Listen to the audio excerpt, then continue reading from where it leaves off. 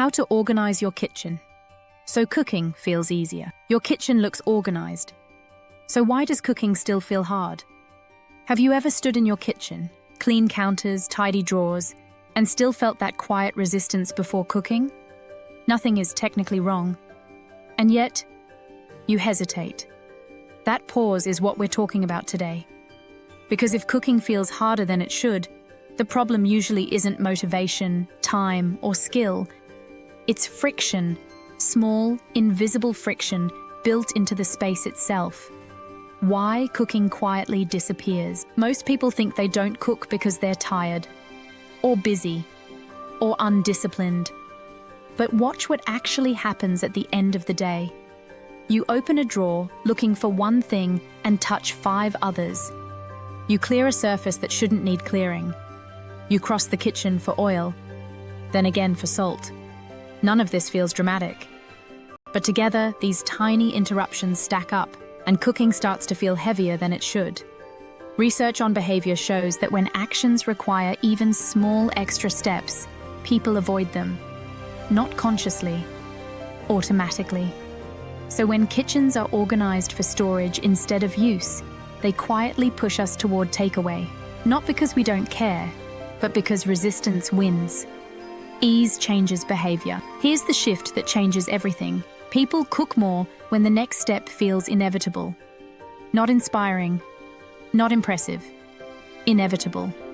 That's why most organisation advice fails. It asks, where should this be stored? Instead of asking, what happens next when I cook? When you design for sequence, not category, friction drops fast. Let me show you what that looks like. First, the first 5 minutes. Most meals fail before the stove is even on. So create one starting point: knife, board, oil, salt, within reach. No searching, no decisions. Second, kitchen zones. Prep where you prep. Cook where you cook. Finish where you plate. When items live where they're used, movement becomes smooth instead of scattered.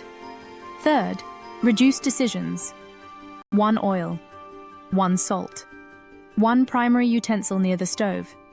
Fewer choices protect tired brains. And here's the part people don't expect. Sometimes ease comes from what you add, like a small waste bowl that keeps prep moving. And sometimes from what you leave empty, like a drawer that absorbs mess temporarily instead of letting it pile up. None of this is about perfection. It's about momentum.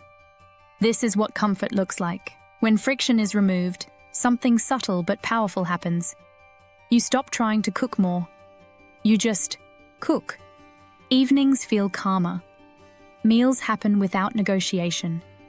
The kitchen stops feeling like a task and starts feeling like part of your rhythm. Over time, identity shifts. You're no longer someone who plans to cook when things slow down. You're someone whose space supports everyday life, even on tired days.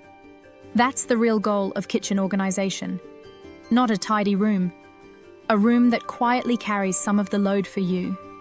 Friction is optional. So if your kitchen looks organised but still feels hard to use, don't assume you're the problem. Look for friction. Look for hesitation. Look for the moments where momentum breaks. Remove just one of those, and ease starts to return. Because comfort isn't about doing more. It's about asking less.